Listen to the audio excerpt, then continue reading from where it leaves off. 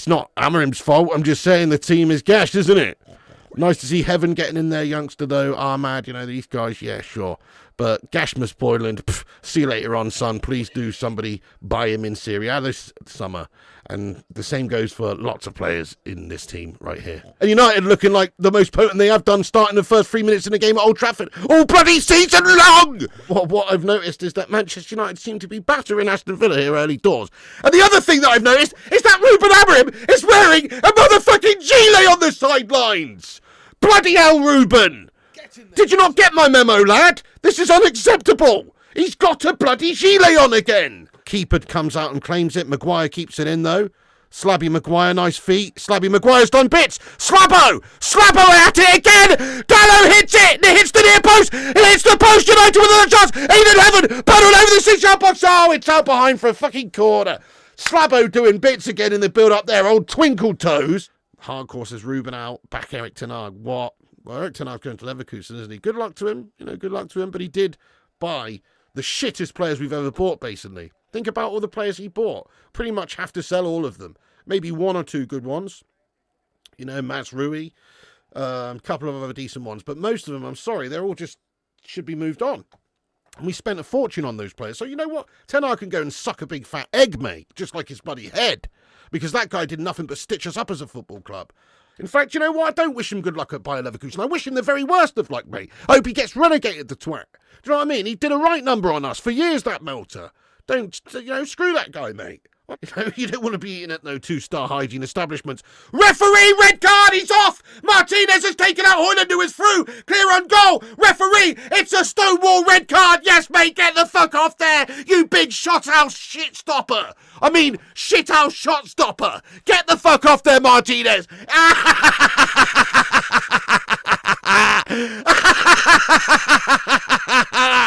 He's off.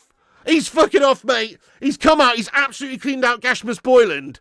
And it's through to Rasmus Højlund, who's going to round the keeper. But Martinez comes out and just absolutely cleans out the player. Shoulder pads. He didn't even make any attempt not to mash him up. He's literally gone straight to try and mash him up there, Martinez. That's reckless goalkeeping, to say the least. He might have cost them. He might have cost his side a Champions League spot here. To be fair to him. Look at this. He's got sent. It's an absolutely crazy tackle. Chance for United! Oh, Gashmas Boyland! Touch of an amputee! How's he not got that under control? I'm sorry, you want a freaking goal, do you, Højlund? You're going to have to stop playing like a freaking 12-year-old Melter then! Look at it! It's an awful touch by him. Really well won back by Kobbie Mainoo. And Gashmas Boyland can't touch the ball. He can't bring it down. It should be a tap-in. Anybody with a bit of bollocks about him who's got a touch would have brought that down and banged it in the back of the net. They wouldn't have heard me, would they? And I said, yeah. Did you hear it? You heard Nanny P there, didn't you? What? Nanny P. I think of Peppa Pig with Granny Pig. It just made me chuckle. All right. You sure you don't want one of the cookies? I'm sure, darling. Look. Oh, go on then. Look. I don't like eating while streaming, Sheen. Look, I got you a Toblerone one. Oh, nice. Look at this. This is a cookie. How's that a cookie? Looks like a cupcake. Yeah. That's a cookie. And this one's broken a bit, but that one, chocolate and stuff. Nice? That's bloody lovely, yeah. So I'll leave that other one with you as well then. Oh no! Oh, come on! What an absolute joke! What the frigg's happened? Referee, flags up, is there? What's up? Foul committed, what's going on? Hang on a sec, they've put the ball in the back of the net. Morgan Rogers, is it? It's a proper bottle job by Bayender. He's had the ball pinched out of his hands. Look, Mod Rogers has kicked it out of his hands. Hang on a second. Oh, he's not actually technically holding it, though. It's like bubbling around inside of his hands. He's doing a proper Andre Onana flubber hand impression. His hands have turned to flubber, and he can't actually get the ball. I think that they might actually give this, because I don't think that Bayender's actually holding the ball at the time. He's trying to, but he's shut it. They've not given it, guys. It's not been given. Have some of that. It's not been given, but I mean, as I say, watching it back, it kind of looked like there was no foul. Bayender, Onana in disguise. It's not cost us in the end. It's not been given. Honestly, I'm surprised. I thought that would have been given there.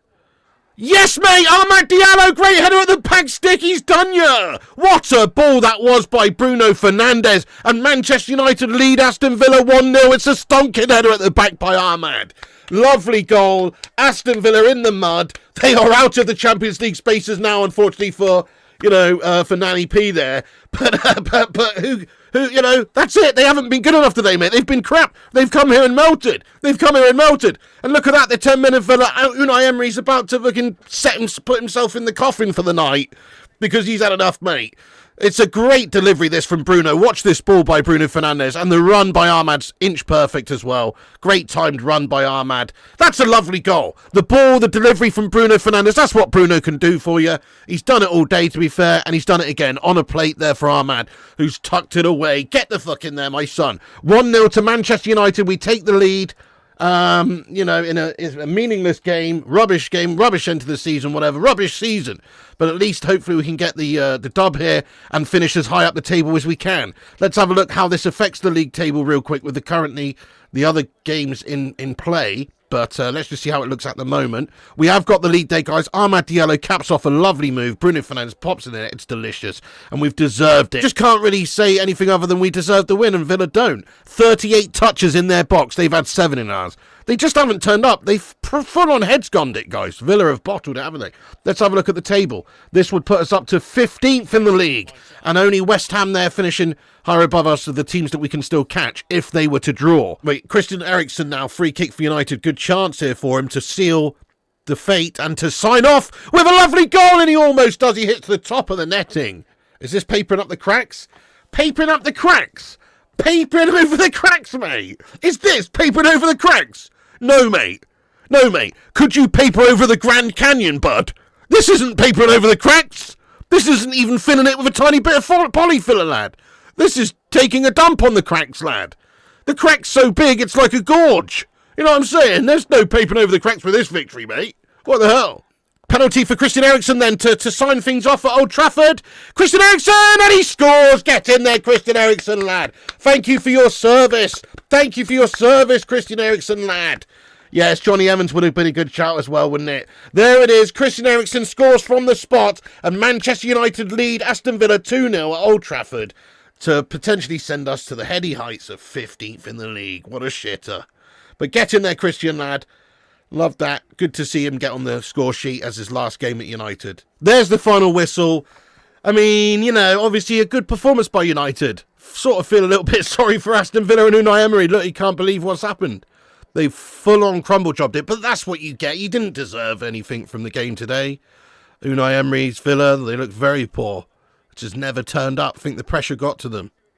Pressure can do that, can't it? It can make you fold or it can make a diamond. And certainly it's made them buckle under the pressure this time around. They've shat it. Man United did a good performance, good job, and even before the red card. Who cares, though, really? Who really cares? But great performance from the likes of Ahmad. I thought Ahmad was absolutely sensational again. Bruno Fernandes, excellent today. There were some good performances. The goalie, Bayenders, had a good solid game. It was a good performance by most of the team there. Fair play to them. There was a key controversial moment in the game, which was obviously Aston Villa nearly getting on the score sheet there, and probably should have done, if we're being honest. It probably should have stood, but it didn't, and it was ruled off, and then we went and scored, and it changed the whole game. So there will be controversial opinions or feelings there from Aston Villa, but they just weren't good enough today. They can't cry about it. They were absolutely gashed today, weren't they? United definitely deserved to win that one. Oh, well, where do we begin, really, guys? I think that means we've definitely finished 15th now, so we've avoided finishing literally in the bottom place, just above the relegation zone. Tottenham are occupying the 17th spot. Wolves finished 16th, just on goal difference, -5, worse than us. Man United finish in 15th place, just 1 point behind West Ham in 14th, who won 3-1 today. So we didn't finish 17th. We have ended with a win. If you look at our form going into this game, it's loss, draw, loss. Now we finally ended with a win. So at least we got a win. But let's not pretend this is absolutely the shittest season you could possibly imagine in the world. And we've got so much to address in the summer, it's not even funny. Who knows what's going to happen with Amorim, but certainly in regards to the squad, we need a major overhaul. We've got to get rid of all of these bottle jobs in the side. You know, we are seeing a few players leave this summer, the likes of Dwindloff and Eriksson and Johnny Evans. And thank you, Johnny Evans and Eriksson, for your service and everything. Fair play to you guys. But yeah, time for a change at United. Time to make some key changes, get some new players in and all of that. I think we've got to back Amorim. We've got to give him the players he needs in the summer and try and get rid of all this gash, and then hopefully we'll be where we need to be next season, which is up there, at least challenging for sort of European spaces and stuff. Surely Manchester United needs to be up there challenging for, you know, top 7, top 8 minimum. Even though we finished 15th, we can't expect to just go up a few spaces next season. We have to really kick on. So just treat this as a 6-month pre-season for Ruben Amorim. That's what I'm doing. Give him the resources to get who he needs in the summer, shape the squad. Hopefully this has been like a real big learning curve for him, where the last 6 months he's just literally assessed the squad and knows who's gash and know who he wants to keep and who can do it for him, what positions in the team he needs to strengthen. Hopefully this has been a real good learning curve for him to be able to set things up properly for next season, because if we don't, and it's just more of this, then he's not going to last 2 minutes in the job, is he? If we start next season like this, like we have this season, then yeah, he's not going to last long. He has to get this team changed by the start of next season. We need to be a different team by then, in terms of personnel, style, and everything.